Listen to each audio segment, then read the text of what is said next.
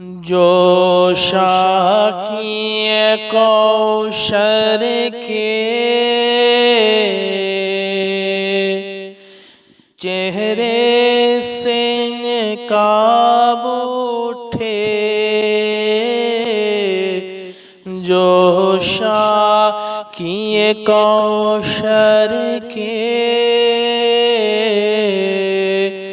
چہرے سے نقاب اٹھے، ہر دل بنے میں خانہ، ہر آنکھ ہو پیمانہ،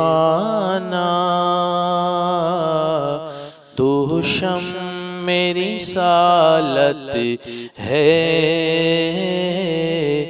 عالم تیرا پروانہ۔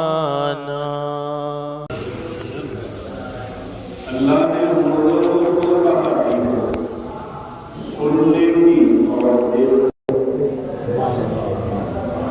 اور ہمیں اللہ نے 3 طاقت دی ہے، سننے کی، دیکھنے کی اور بولنے کی۔ اب آپ سمجھ جاؤ میں کیا کہنا چاہتا ہوں۔ درود شریف پڑھو۔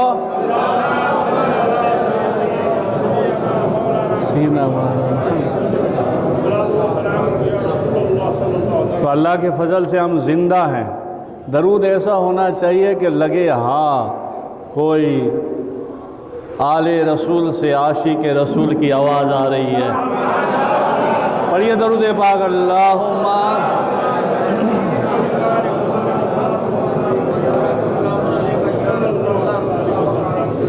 ایک بار اور پڑھے، اللہم صلی علی۔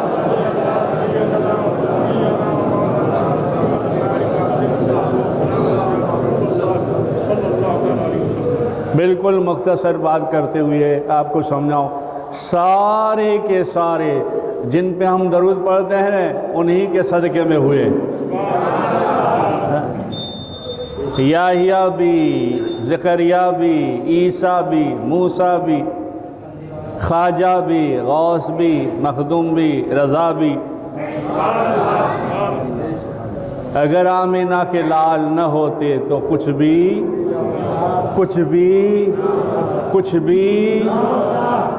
نہ ہم بھی ہوتے، نہ تم بھی ہوتے، نہ کائنات ہوتی، نہ جنت دوزخ، کچھ نہ ہوتا۔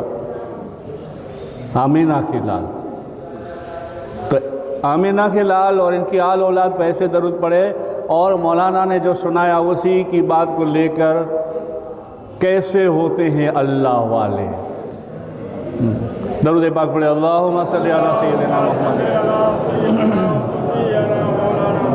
سارے وسکر صلی اللہ علیہ وسلم۔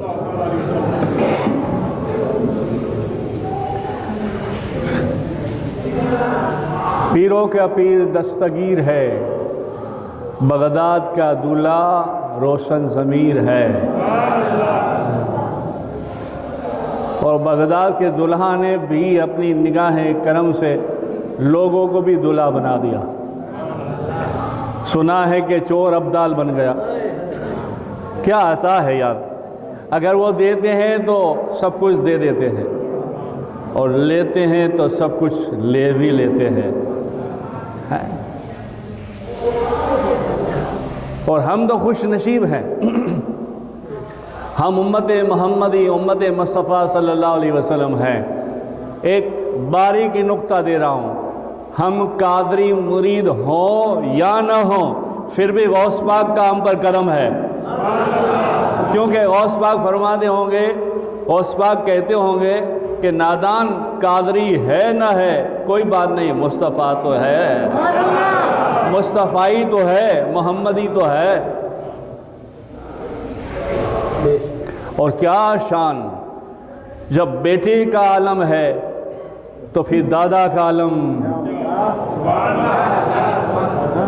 اور وہ بھی علی کا بیٹے کا بیٹے کا بیٹے کا بیٹا، کئی پشت کے بعد پھر ایک آتا ہے جس کا نام ہے عبدالقادر۔ یہ لوگ بھی بڑے مزے کے موڑی لوگ ہوتے ہیں آپ کی بھاشا میں، اس کے دماغ میں ذہن میں آ جانا چاہیے بس۔ اور یہ بھی صدقہ ہے مصطفیٰ کا۔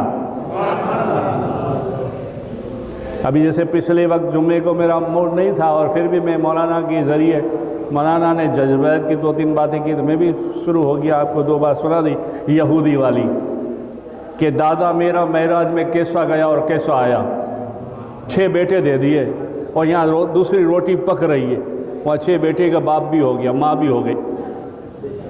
تو ان کے ہاتھ میں ہے وقت کی رفتار کو بھی تھام لینا، روک دینا۔ اب دیکھو نا، ایسے ہی ایک جمعے کا دن تھا، بغداد کی مسجد تھی اور غوث پاک تقریر کر رہے تھے۔ کہیے سبحان اللہ، کہیے۔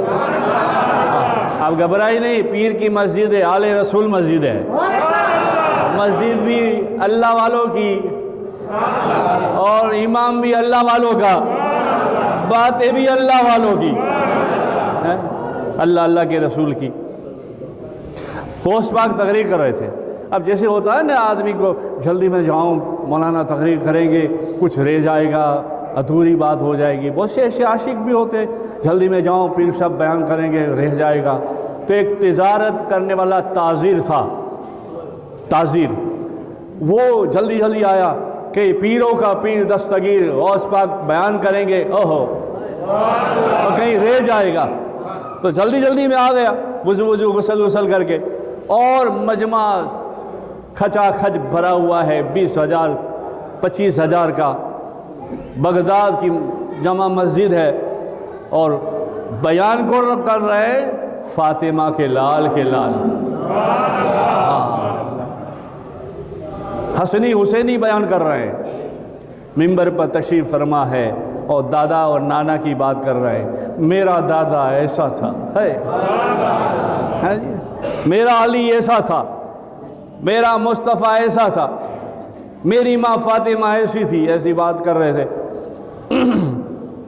یہ دیکھو اللہ والوں کی بات، یہ ہے اللہ والوں کی شان۔ اسی کو شان کو سمجھاتے ہوئے ایک چھوٹی اور بات کر دو، چشتیہ گھرانے کی۔ یہ لوگ بہت بڑی شان کے مالک ہوتے ہیں۔